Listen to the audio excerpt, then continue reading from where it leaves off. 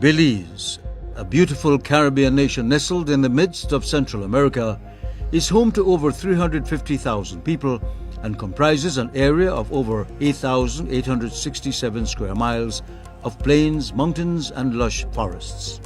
The country is bordered on the north by Mexico, the west and south by Guatemala, and the east by the Caribbean Sea. Since the late 1800s, Belize's borders with Mexico and Guatemala have been marked with the placement of 3 visible concrete monuments. The first border monument is located to the north at Aguas Turbias and defines the point of convergence between Belize, Mexico and Guatemala. The second border monument is located to the west at Garbert's Falls and represents the midpoint of the nation's border with its neighbor Guatemala. The third border monument is located to the south at Gracias a Dios and is the most southwesterly point of Belize.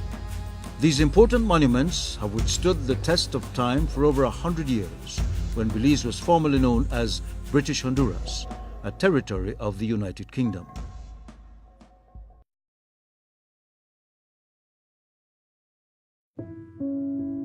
Since the early 1800s, Guatemala and Great Britain sought to establish a border agreement which would define the boundaries of British Honduras. This agreement, formerly known as the Anglo-Guatemalan Treaty, was signed in 1859 between Her Majesty the Queen of the United Kingdom and the Republic of Guatemala.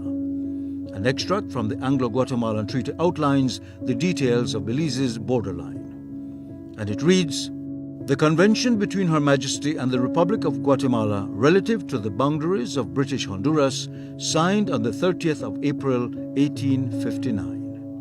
Whereas the boundary between Her Britannic Majesty's settlement and possessions in the Bay of Honduras and the territories of the Republic of Guatemala has not yet been ascertained and marked out, Her Majesty the Queen of the United Kingdom of Great Britain and Ireland and the Republic of Guatemala being desirous of, with a view to improve and perpetuate friendly relations which happily subsist between the two countries, to define the boundary aforesaid, have resolved to conclude a convention for the purpose and have found it good and in due form have agreed upon and concluded the following articles. Article 1. It is agreed between Her Britannic Majesty and the Republic of Guatemala that the boundary between the Republic and the British settlement and possessions in the Bay of Honduras, as they existed previous to and on the 1st of January 1850 and have continued to exist up to the time, was and is as follows. Beginning at the mouth of the River Sarstoon in the Bay of Honduras and proceeding up the mid-channel thereof to Gracias a Dios Falls, then turning to the right and continuing by a line drawn direct from Gracias a Dios Falls to Garbert's Falls on the River Belize, and from Garbert's Falls due north until it strikes the Mexican frontier. It is agreed and declared between the high contracting parties that all the territory to the north and east of the line of boundary above described belongs to Her Britannic Majesty, and that all the territory to the south and west of the same belongs to the Republic of Guatemala. Subsequently, after the treaty establishing the boundary between British Honduras and the Republic of Guatemala was signed, commissioners from both countries were appointed to erect visible structures that would signify points along their mutual border. Over time, these border points were reinforced once again. The construction of more permanent concrete pillars, each standing approximately 5 feet high and 2.5 feet in diameter, and a diplomatic exchange of notes whereby both parties in Britain and Guatemala acknowledged the borders of Belize.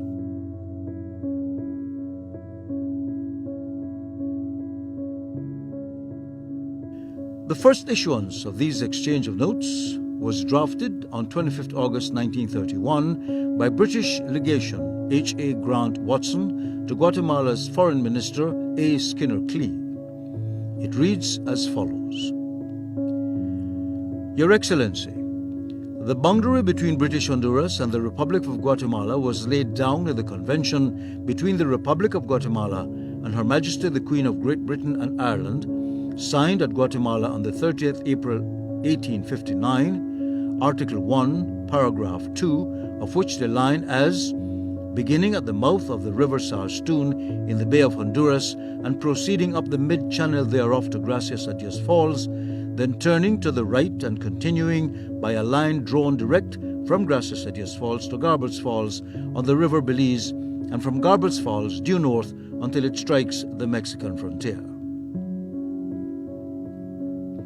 It was further stipulated by Article 2 of the Convention that Her Britannic Majesty and the Republic of Guatemala shall, within 12 months after the exchange of the ratifications of the present Convention, appoint such a commissioner for the purpose of designating and marking out the boundary described in the preceding article.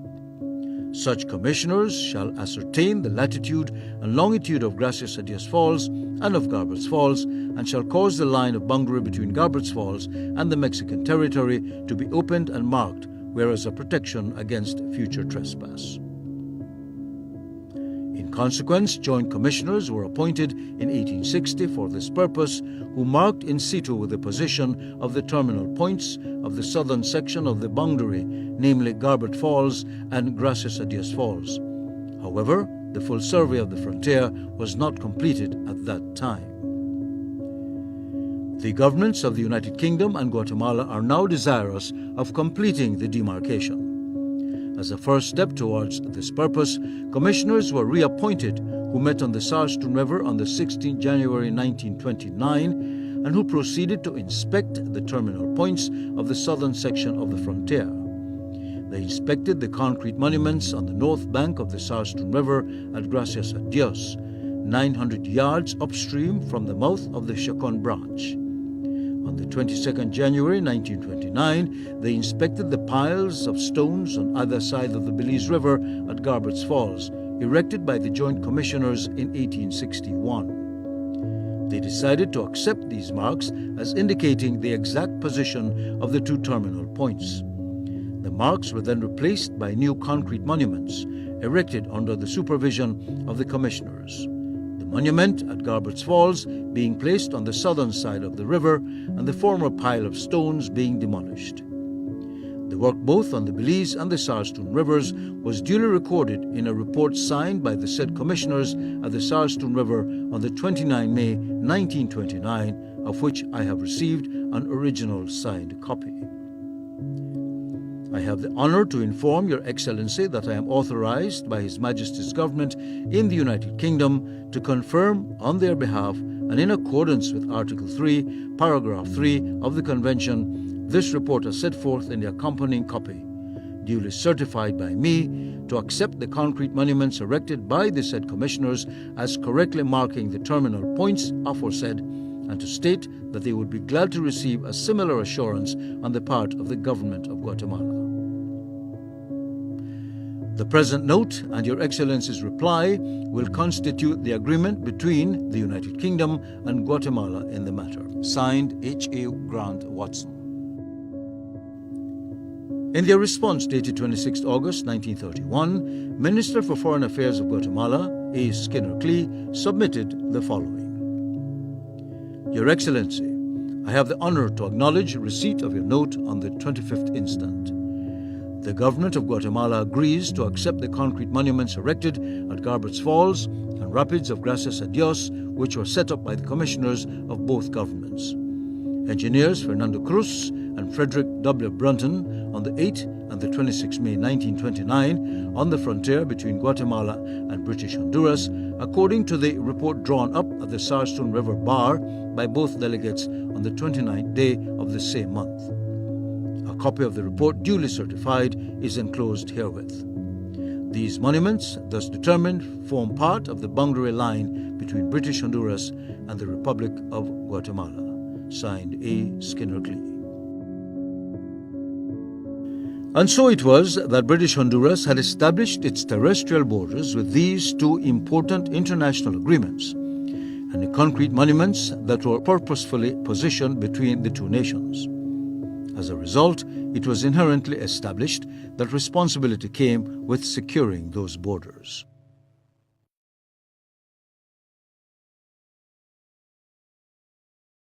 International borders tend to serve several distinct purposes. 1. Protection and ownership of that which is within.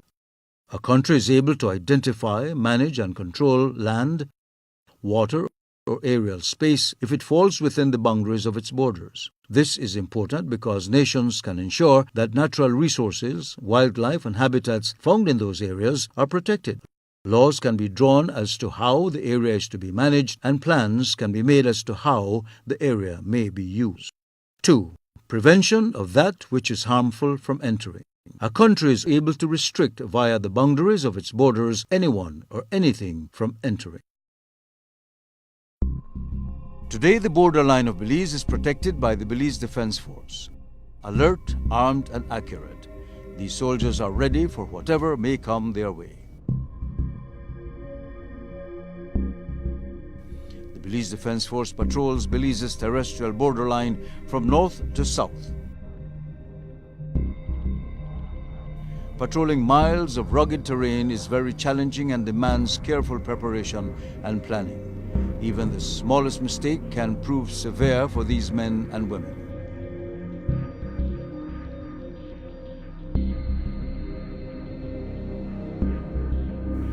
Providing that all logistics have been carefully worked out, these soldiers can expect only a few difficulties along the way. An average patrol may be between 3 to 6 miles long over rugged terrain with full gear. And when moving from one location to the next, soldiers can cover over 18 miles. These patrols are carried out regardless of the terrain and weather.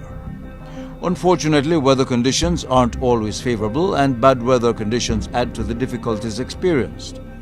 Heavy rain pouring down from dark clouds or intense heat spreading across the forest is to be expected on any given day. Each soldier must be equipped with the proper equipment and gear. They must be prepared to walk through thick vegetation and over obstacles along the path. Despite the many challenges at hand, they march forward shoulder to shoulder.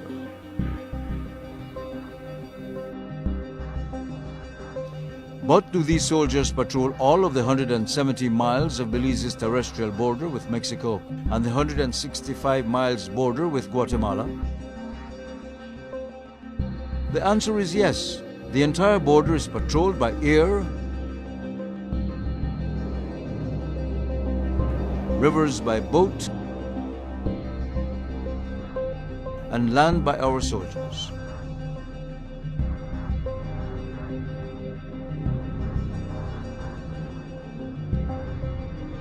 But what all does it take to build a soldier? What type of training and special skills are required for them to professionally and accurately fortify Belize's borders? In our next episode, we look at the men and women who spend their everyday lives doing just that. Tune in next time as we continue our journey in discovering Belize's border patrol guards, the Belize Defense Force.